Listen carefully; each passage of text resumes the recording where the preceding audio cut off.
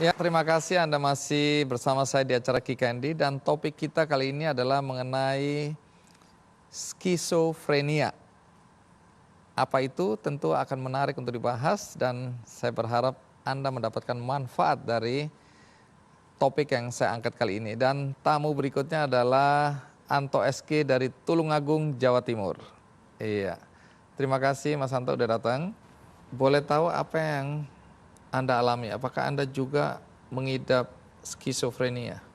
Awalnya mungkin saya ini memang mengalami suatu depresi, tapi bertambah kian larut, bertambah kompleks, rumit, karena adanya berbagai hal, stigmatisasi dan sebagainya. Jadi tahapan itu demikian bertambah parah sehingga mengarah ke skizofrenia. Nanti Anda ceritakan, sebelum itu kita ikuti kisah tentang Anto berikut ini.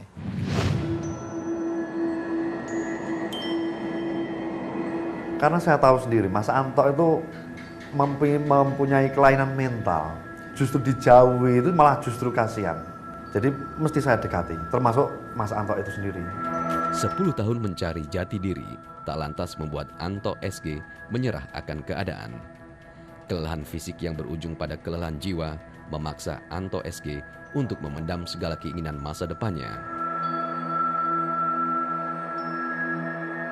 Yang terlintas dalam pikiran saya berusaha untuk mencari pertolongan. Pertolongan apa? Mungkin medis, ataupun kalau istilah Jawa itu supranatural atau kemana.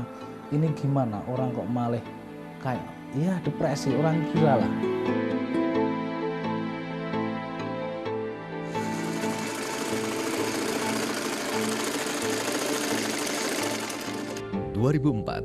Kontemplasi perenungan panjang yang dilakukan akhirnya menimbulkan kesadaran sosok kepribadian tertutup ini bangkit dari keterpurukan secara mental dengan menjadikan dirinya sebagai penjahit pakaian tak jarang ia lakukan.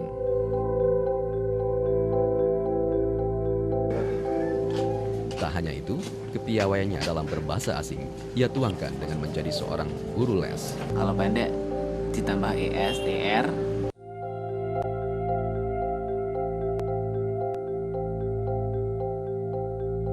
termasuk mencurahkan segala kemampuan dan isi hatinya melalui sebuah coretan pensil dan merubahnya menjadi sebuah mahakarya indah, yaitu sebuah lukisan.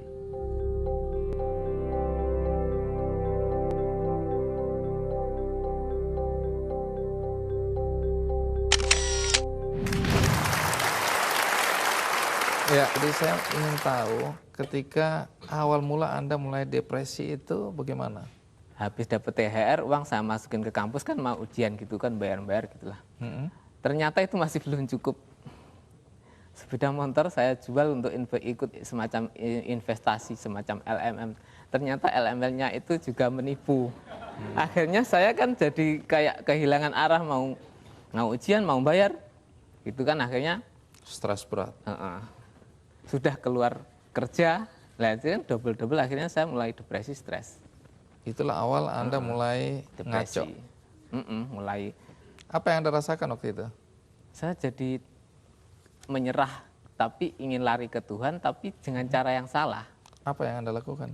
Sholat terus-menerus, zikir terus-menerus, sampai nggak doyan makan, nggak bisa tidur. Jadi sensitif lah istilahnya. Orang-orang akhirnya kan mulai notice bahwa tingkah saya mulai aneh, nggak pernah tidur atau gimana. Jadi tetangga terlalu mulai... sering ke masjid atau ke musola atau untuk semacam kegiatan yang kan nggak normal kan, walaupun baik. Lalu tetangga mulai mempersoalkan itu, menganggap Anda gila. Apa yang mereka lakukan terhadap Anda waktu itu? Saat itu teman-teman sebaya yang masih muda sering mengejek lah ya, tapi terus terang di muka saya, dasar wong edan gitu. Nah kemudian Anda nggak tahan dan lari dari rumah. Karena saya merasa di situ saya tidak bisa diterima. Anda lari kemana? Sampai ke Madura. Ngapain di sana? Ya cuma jalan kayak nyari rumah saya di mana gitu. Saya merasa bukan sebagai saya yang anaknya orang tua saya saat itu pemahaman saya itu semata orang. Tapi Anda pernah dipasung. Kenapa dipasung? Supaya tidak minggat. Berapa lama Anda dipasung? Sekitar 3 kali. Jadi para pasien itu diikat di itu bednya pakai rantai gitu. Para pasien, berarti banyak orang juga di situ? Banyak, memang sudah semacam klinik rehab untuk, tapi puskesmas. Jadi Anda bersama mereka di situ? Di rantai juga? Iya. Dan saya berontak, teriak, nangis, mengumpat bahkan semuanya. Semakin di rantai itu. Mereka Lain kali Anda diam-diam aja ya, jangan teriak-teriak ya. Seperti saya dulu kan nggak begitu saya. Nah, artinya waktu dipasung kan Anda sadar Anda dipasung. iya, makanya saya merasa tidak dimanusiakan kan Pak. Itu sebabnya Anda dalam lukisan tadi ada gambar kaki yang dipasung. Iya. Itu ekspresi Anda menyatakan bahwa Anda pernah mengalami hal itu ya.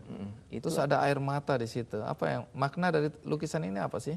dipasung itu memang nggak enak dan menyakitkan dan tidak manusiawi. Dan waktu itu Anda merasakan Seperti harga itu. diri Anda, Iya. martabat Anda direndahkan. Eksistensi saya hilang.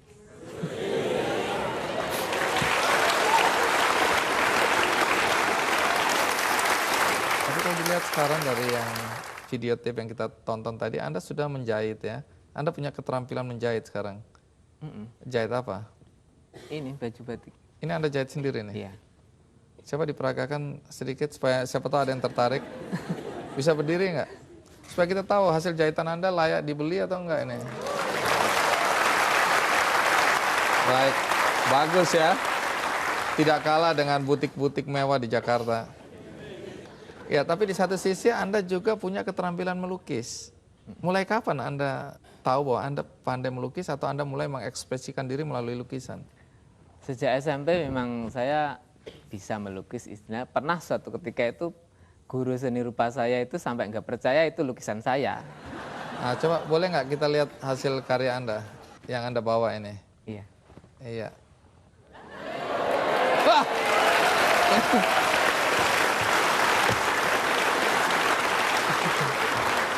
Wah, ini nggak benar ini. Kenapa di situ saya yang ganteng sekali? Coba.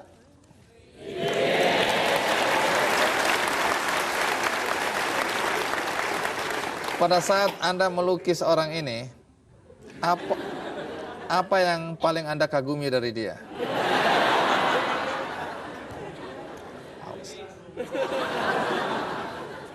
Ayo, ngaku. Yang bagus. Ayo. Punya integritas.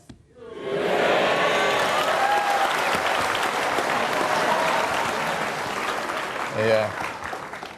Wajah nggak penting, tapi integritas penting. Yang lain boleh lihat. Apa lagi? Ini saya mau minta tanda tangannya, Pak. Loh, ada lagi.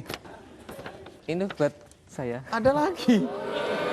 Minta tanda tangannya buat saya bawa pulang. Oh, boleh. Buat Anto SG. Thank you. Belum. Salam. Andi F. Noya. Kita serahkan kembali.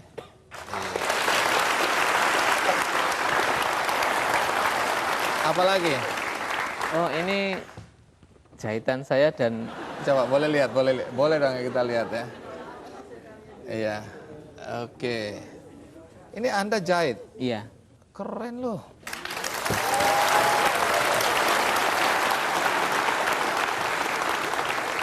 Hebat. Baik. Anto, apapun cerita dari perjalanan hidup Anda ya yang berliku-liku tadi. Satu hal yang saya ingin tanya, di luar sana mungkin banyak orang-orang dengan skizofrenia yang masih merasa tidak dihargai, merasa dikucilkan, merasa diperlakukan tidak adil. Adakah sesuatu yang Anda ingin sampaikan kepada mereka? Saya ingin menyampaikan kepada teman-teman yang masih berjuang untuk tetap berjuang dan tidak menyerah. Itu aja. Berjuang dan tidak menyerah.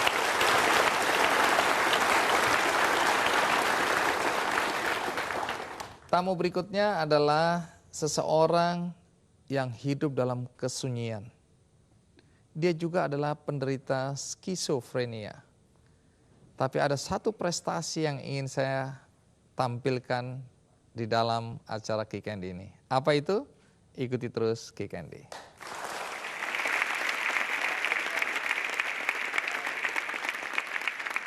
Karena anak-anak itu di kampung itu ya sering ya ngeledek-ngeledek dia gitu. Bahkan ada yang melorotin celananya juga gitu ya karena dia sukanya jalan kaki dan selalu menyendiri.